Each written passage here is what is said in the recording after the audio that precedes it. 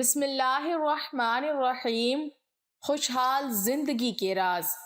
حضرت علی رضی اللہ تعالی عنہ نے فرمایا، اگر زندگی میں خوش رہنا ہے تو دو باتیں بھول جاؤ۔ مکمل تفصیلات کے لیے ہماری ویڈیو کو آخر تک ضرور دیکھیے گا۔ حضرت علی رضی اللہ تعالی عنہ نے فرمایا، جب آپ بے وجہ توڑ دیے جاؤ تو سمجھ جاؤ کہ اللہ تمہیں اپنے قریب لا کر جوڑنا چاہتا ہے۔ حضرت علی رضی اللہ تعالی عنہ کا ایک واقعہ ملاحظہ فرمائیں۔ ایک مرتبہ مدینے کی گلیوں میں ایک نوجوان لڑکا یہ کہتا ہے کہ لوگوں، میری جان بچاؤ، میں مر رہا ہوں، مجھ پر ناجائز حد قصص لگائی جا رہی ہے۔ حد قصص اس کو کہتے ہیں کہ کوئی آدمی کسی پر تہمت لگائے، جھوٹی تہمت ہو تو اس کو 80 کوڑوں کی سزا شریعت میں دی جاتی ہے۔ جب اس نے دہائی دی تو حضرت علی رضی اللہ تعالی عنہ کو پتہ چلا۔ حضرت علی رضی اللہ تعالی عنہ نے اس سے پوچھا، کیا ہوا؟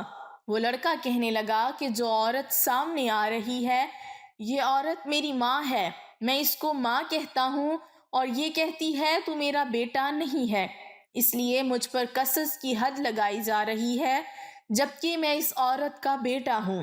حضرت علی رضی اللہ تعالی عنہ نے اس عورت سے پوچھا کہ بتاؤ واقعی یہ تیرا بیٹا ہے؟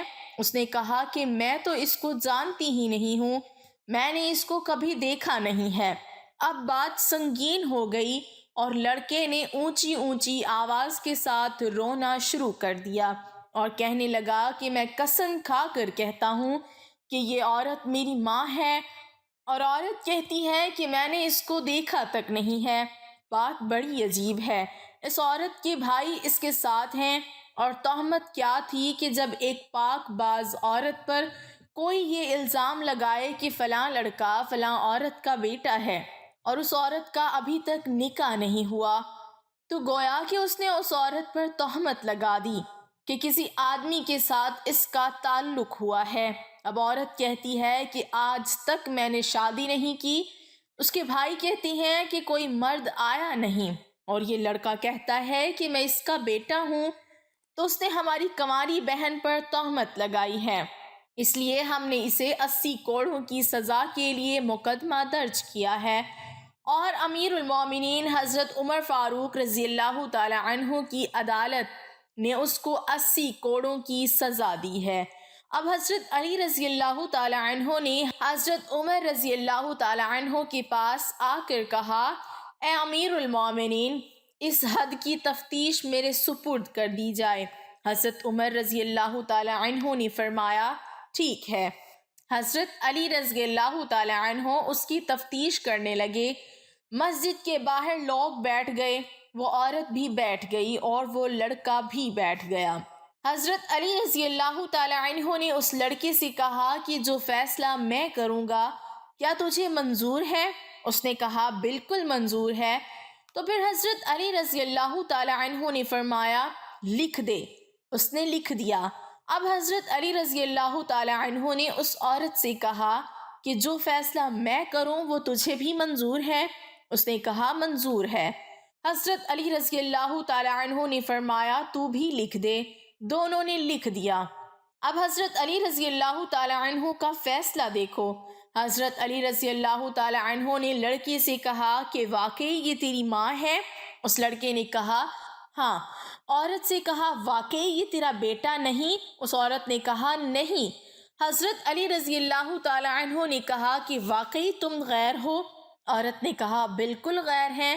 اب حضرت علی رضی اللہ تعالی عنہ نے اس لڑکے کا بازو پکڑ کر کہا، میں نے اس عورت کا نکاح 500 درہم کے بدلے میں تیرے ساتھ کر دیا، اور کہا کہ جاؤ اس عورت کو لے جاؤ اور دونوں میاں بیوی آپس میں تعلقات قائم کرو۔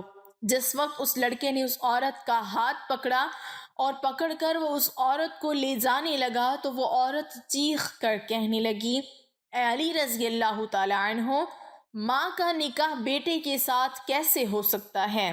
اب اس عورت سے پوچھا گیا کہ تو اب مان گئی ہے کہ یہ تیرا بیٹا ہے؟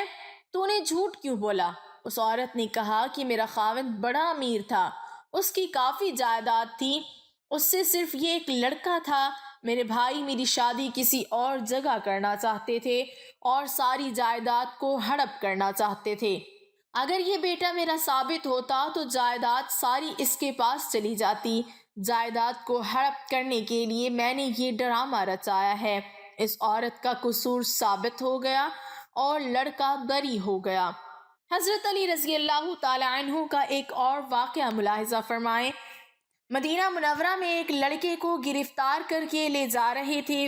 اس لڑکے نے حضرت علی رضی اللہ تعالی عنہ کو دور سے دیکھ کر پکارا اور کہا کہ اے علی ابن ابی طالب، مجھے بچاؤ۔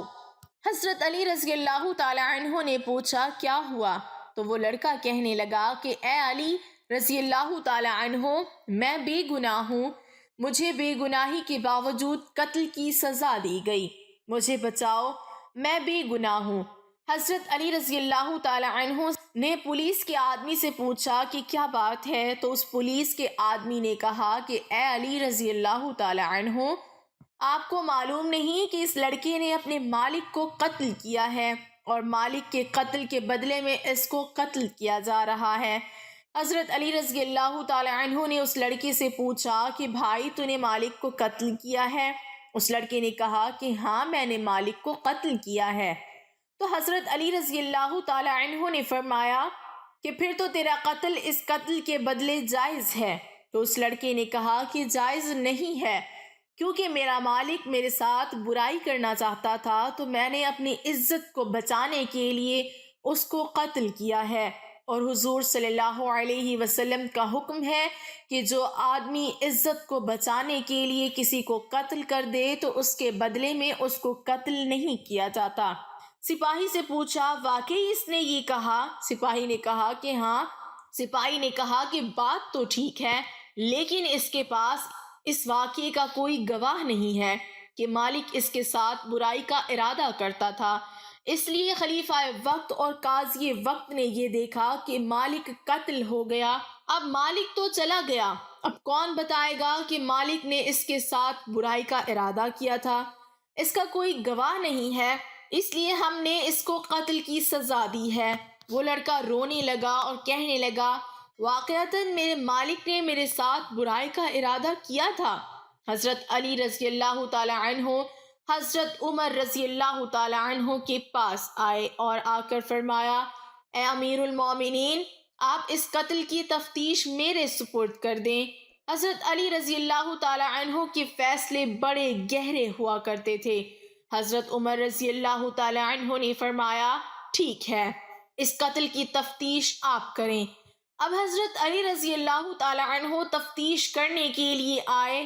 اس لڑکے سے پوچھا بتا تیرے مالک کی قبر کہاں ہے؟ اس نے کہا فلاں قبرستان میں ہے۔ حضرت علی رضی اللہ تعالی عنہ نے پولیس کے چند آدمیوں کو اپنے ساتھ لیا اور پولیس کے چند آدمیوں کے ہمراہ اس قتل کی تفتیش کے لیے قبرستان چلے گئے۔ جب قبرستان پہنچے تو پولیس کے آدمیوں سے کہا کہ اس کے مالک کی قبر کھودو۔ جب انہوں نے قبر کھودی تو قبر میں اس کے مالک کی لاش نہیں تھی۔ جب اس قبر میں مالک کی لاش نظر نہ آئی تو حضرت علی رضی اللہ تعالی عنہ واپس آ گئے اور حضرت عمر رضی اللہ تعالی عنہ سے آ کر کہا کہ امیر المومنین یہ لڑکا سچا ہے، وہ مالک واقعی اس کے ساتھ برائی کا ارادہ رکھتا تھا۔ حضرت عمر رضی اللہ تعالی عنہ نے فرمایا کہ تمہارے پاس کیا دلیل ہے؟ تو حضرت علی رضی اللہ تعالی عنہ نے فرمایا کہ میں نے حضور صلی اللہ علیہ وسلم سے یہ حدیث سنی ہے کہ جو آدمی لڑکوں سے برائی کا ارادہ کرتا ہے، جب اس کا انتقال ہو جاتا ہے اور اس کو قبر میں ڈالا جاتا ہے تو اس کی لاش کو اٹھا کر قوم لوط کے قبرستان میں بھیج دیا جاتا ہے۔ تو اس لیے جب ہم نے اس کی قبر کو کریدا تو اس قبر کے اندر اس کا مالک نہیں تھا، جبکہ ابھی چند دن پہلے اس کو دفن کیا گیا ہے، اس لیے واقعی اس کا مالک اس کے ساتھ برائی کا ارادہ کرتا ہوگا۔ اس شک کا فائدہ دیتے ہوئے اس لڑکے کو بری کیا جاتا ہے۔ اس موقع پر حضرت عمر رضی اللہ تعالی عنہ نے فرمایا تھا اگر آج علی رضی اللہ تعالی عنہ نہ ہوتے تو عمر ہلاک ہو جاتا۔ دوست وہ ہے جو ظلم اور زیادتی کرنے سے منع کرے اور احسان اور نیکی کرنے پر معینہ مددگار ہو۔ لوگوں کے غلام مت بنو جب اللہ نے تمہیں آزاد پیدا کیا ہے۔ خلوص اور عزت بہت مہنگے تحفے ہیں، اس لیے ہر کسی سے اس کی امید نہ رکھو، کیونکہ بہت کم لوگ دل کے امیر ہوتے ہیں۔ جو آدمی اپنوں کو حقیر سمجھتا ہے، دشمن اسے کچل دیتے ہیں۔ ہر شخص کا غم اس کی ہمت کے مطابق ہوتا ہے۔ حضرت علی رضی اللہ تعالی عنہ نے فرمایا، اگر زندگی میں خوش رہنا ہے تو 2 باتیں بھول جاؤ۔ نمبر 1، وہ برا سلوک جو کسی نے تمہارے ساتھ کیا۔ نمبر 2، وہ اچھا عمل جو تم نے کسی کے ساتھ کیا ہے۔ تمام تعریفیں اس ذات کے لیے ہیں کہ وہ جسے توڑے اسے کوئی جوڑ نہیں سکتا، اور جسے جوڑے اسے توڑنے والا مل کر توڑ نہیں سکتا۔ کچھ دولت پر ناز کرتے ہیں، کچھ صورت پر ناز کرتے ہیں۔ جب باتوں میں دامن مصطفیٰ صلی اللہ علیہ وسلم ہو، وہ امتی ہونے پر ناز کرتے ہیں۔ 2 باتیں ساری زندگی کام آئیں گی۔ نمبر 1، غصے کی حالت میں کوئی فیصلہ نہ کرنا۔ نمبر 2، خوشی کی حالت میں کوئی وعدہ نہ کرنا۔ جس درخت کی لکڑی نرم ہوگی اس کی شاخ زیادہ ہوں گی۔ بس نرم طبیعت بن جانا کہ تمہارے چاہنے والے زیادہ ہوں۔